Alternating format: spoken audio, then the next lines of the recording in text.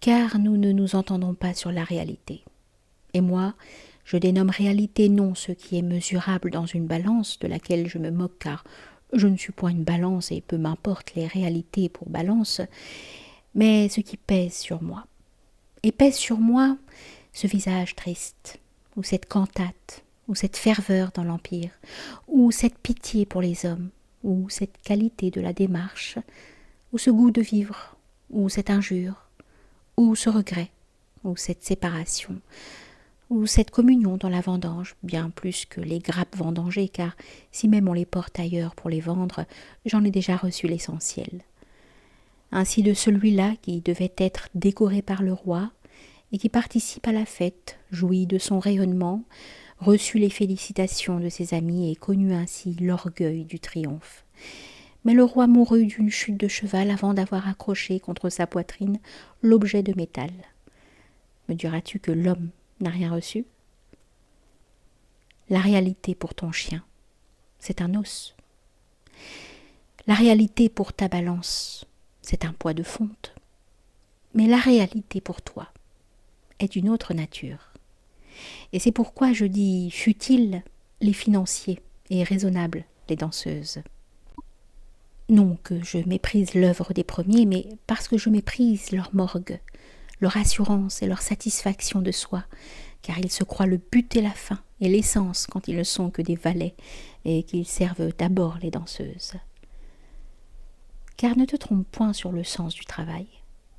Il est des travaux qui sont urgents, comme des cuisines de mon palais. Car s'il n'est point de nourriture, il n'est point d'homme. Et il convient que les hommes d'abord soient nourris, vêtus et abrités. Il convient qu'ils soient, tout simplement. Et de tels services sont d'abord urgents, mais l'important ne se loge point ici. Ils se logent dans leur seule qualité.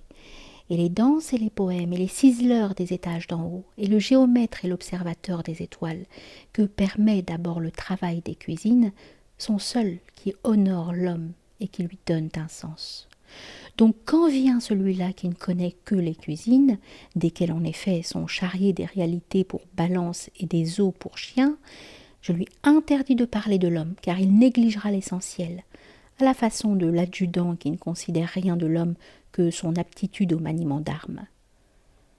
Et pourquoi danserait-on dans ton palais, alors que les danseuses expédiées aux cuisines t'enrichiraient d'un supplément de nourriture?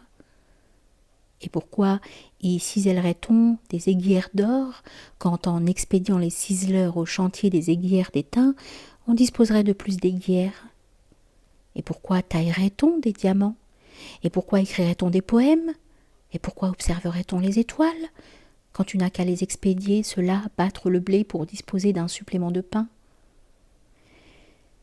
Mais comme dans ta cité, il te manquera quelque chose qui est pour l'esprit et non pour les yeux et non pour le sens, tu seras bien contraint de leur inventer de fausses nourritures, lesquelles ne vaudront plus rien.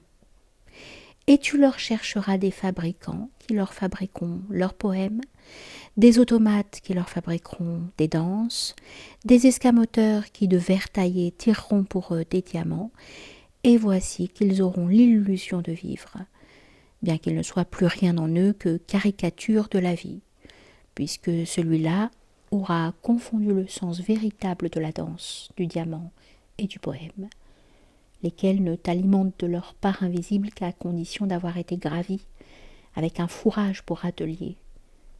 La danse est guerre, séduction, assassinat et repentir. Le poème est ascension de montagne. Le diamant est année de travail changé en étoile, mais l'essentiel leur manquera. Ainsi du jeu de quilles, puisque ta joie est de faire tomber les quilles ennemies, tu tireras bien du plaisir en t'en alignant des centaines et en te bâtissant une machine à les faire tomber.